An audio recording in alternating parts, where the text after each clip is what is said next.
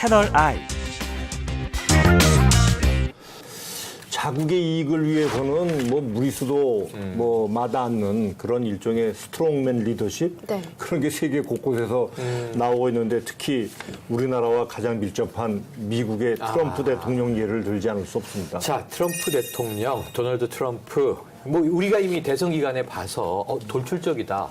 굉장히 유별하다, 특이하다, 뭐 막말을 쏟아낸다. 뭐 이미 여러 가지 캐릭터가 굳어져 있는데 아주 이 이변을 일으키면서 대통령에 당선이 됐고 당선돼서도 지금 취임 5개월 만에 뭐 탄핵 한 해 만에 지금 상황이 터져 있어요. 러시아 스캔들. 그런데 이제 스타일만 보자고요. 리더십 스타일만. 스트롱맨인 건 맞습니다. 거침없이 자신의 할 말을 다 해요. 여과되지 않은 언어로 하는데 어쨌든 대통령에 당선될 때의 슬로건은 이 Make America Great Again. 그래서 이제 미국을 다시 위대하게 만듭시다라는 슬로건이에요. 그런데 이게 저는 약간 고민이 있어요. 뭐냐면 미국 하면 세계의 경찰, 팍스 로마나에 이어서 팍스 아메리카나, 지구를 지키는, 뭐 너무 이걸 걸면 과잉해서 문제였는데 자국 우선주의예요, 트럼프는. 특이하게도 뭐 지구를 우리가 책임지겠다 이런 게 아니고 자, 나는 미국인만 책임질 거야. 네. 난 미국만 잘 되면 돼. 다른 나라는 알아서들 다 잘 살아보시오. 이런 개념이라 지금 오바마가 힘들게 밀고 나왔던 진일보한 정책을 다 지금 하나하나 폐기하고 있는데요. 그중에 최근에 깜짝 놀랐던 것은 파리 기후협약 탈퇴입니다. 이게 지구온난화가 거짓말이다. 지구가 점점 뜨거워지고 있지 않다. 그래서 파리 기후협약 필요 없는데 이상한 지금 일을 하고 있다라면서 탈퇴를 했어요. 이게 미국인들도 멘붕에 빠졌고 전 세계 지도자들이 이게 뭐 하는 짓이야 이렇게 됐는데 속내가 있는 거예요. 왜냐하면 이 미국처럼 큰 강대국, 그다음에 이제 이 지구에서 경제적으로 많은 비중을 차지하고 있는 나라가 파리 기후 협약의 이 협약들을 하나하나 이행하기 위해서는 경제적인 희생을 감수해야 돼요. 그러니까 경제적으로 포기할 게 너무 많은 거예요. 근데 미국이 그렇게 되는 게 싫은 거야. 왜냐하면은 트럼프 대통령은 기업가 출신이고 미국을 경제적으로 풍요롭게 다시 만들고 싶은 게 슬로건이고 그걸로 미국인들에게 평가받고 싶어 한단 말이에요. 그런데 이제 기후협약 같은 것은 제재라고 생각을 하는 거예요. 그래서 우리는 안 하겠다. 나머지 나라들 알아서 하시오. 그래서 이게 굉장히 파격적인 행보예요. 그래서 이 트럼프 대통령의 리더십이 스트롱 리더십인 건 맞는데 자국민 우선주의의 스트롱 리더십인데 그게 지구적으로는 굉장히 좀 마이너스 효과를 내면서 폐해를 주고 있다는 점은 이걸 리더십이라고 부르는 게 옳은가 하는 고민이 좀 남는 대목입니다. 하여간 불도저 사업가가 국가 운영을 맡을 때 문제, 우리도 이미 체험을 했죠. 가령 노후 배 연한이 20년으로 제한이 돼 있는데 20년보다 좀 고쳐 쓰면 되지. 30년 늘렸더니 고등학생 300명이 물에 빠져 죽는 사고가 나요.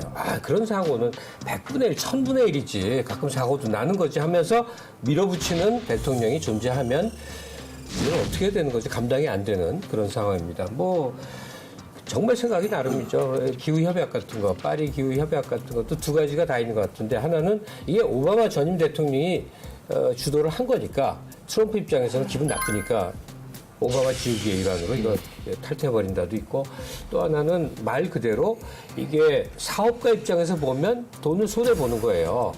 현대적 개념은 물질에 더 많은 물질보다는 좀 더 안전하고 또 좀 더 아름다운 삶을 원하는 게 현대적 추세인데 이 나이가 70이 넘은 구세대 사업가는 한 푼이라도 더 벌기 위해서 자원을 조금이라도 더 써갖고 지구가 좀 더 뜨거워지든 말든 그건 논리는 얼마든지 만들면 되니까 저거 가짜 논리야. 빙하가 녹는다고 옛날부터 녹은 거야. 뭐 이런 식으로 해갖고 이제 치닫고 있는 게 현재 미국 대통령 트럼프의 모습입니다.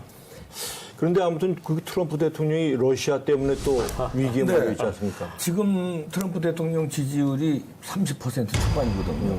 이거 지금 임기 초기에 이 정도 지지율은 굉장히 낮은 거예요. 그 30% 지지자 중에 한 명이죠. 무슨 말도 안 되는 소리라고. 분위기가 딱 트럼프 지지자인데 저 양반 어디 아픈가? 오늘 계속 옷을 머리에다 꽂아야 되나? 왜 딱 그래? 트럼프 지지자. 조용히 하세요. 하여튼.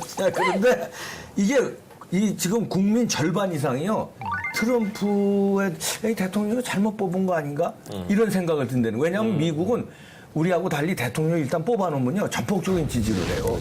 그런데 이거 잘못 뽑았다 이런 분위기가 있다는 거는 미국민으로서는 굉장히 이례적인데 지금 하원 의원의 얘기를 제가 전합니다.